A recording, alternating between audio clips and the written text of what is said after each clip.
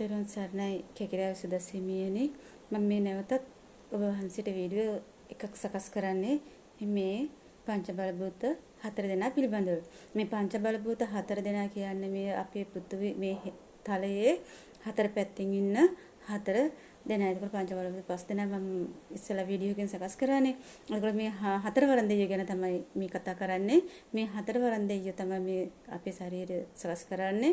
එතකොට සකස් කරාට පස්සේ මේ මිනිස්සු කොයි ආකාරයද හැසිරෙන්නේ, මිනිසුන්ට තියෙන කර්ම මේවා දිහා බලාගෙන තමයි මේ හතරවරන් දෙවියෝ හතර පැත්තෙන් ඉන්නේ.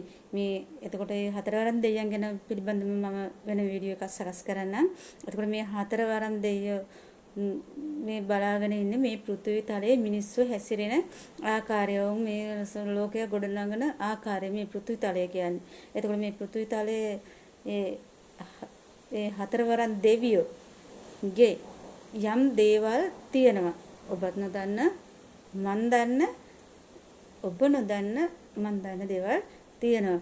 එතකොට මේ ඔබ නොදන්න මන් දන්න දේවල් තියෙනවා. එතකොට ඒ දන්න දේවල් මෙහෙම වීඩියෝ එකකින් සකස් කරන්න බෑ. ඇයි එහෙම කියන්නේ කියලා. එතකොට ඒක දැනගෙන සිටියා කුවේණි. ඒ හතරවරන් දෙවියන්ට තියෙන හතරවරන් දෙවියෝ ගැන හොඳට අවබෝධයක් තිබිච්ච කෙනෙක් තමයි කුවේණි කියන්නේ. එතකොට මේ හතරවරන් දෙවියන්ට අන්න ඒ නිසා තමයි කුවේණිය සාප කරන්නේ. පළවෙනිම සාපය හෙළ දිවයිනම හතර පැත්තෙන් විනාශ වේවා කියලා.